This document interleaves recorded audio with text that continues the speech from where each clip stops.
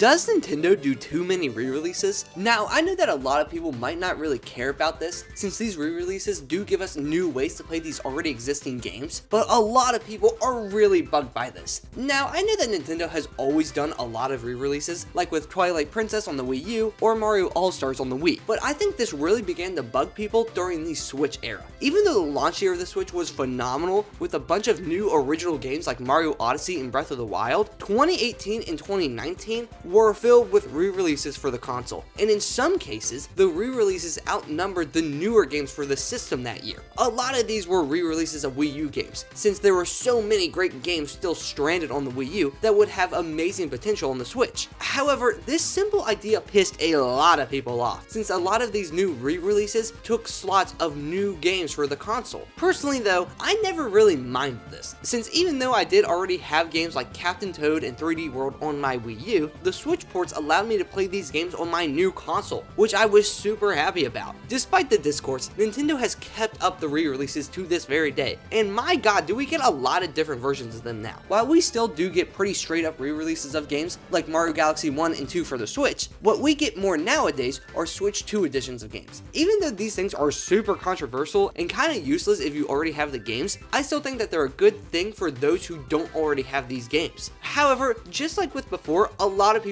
also hate these things, and just how they take up release dates in Nintendo's calendar. So what's the deal? Does Nintendo do too many re-releases? Well, in my opinion, even though they do a whole lot of them, I think it's overall pretty good for the consumer. For those who don't already have these games, I think they're a great way to finally get to experience them, and also gives these games another role in the spotlight. So yeah, I think that Nintendo does do a lot of re-releases, but I think most of them are pretty worthwhile.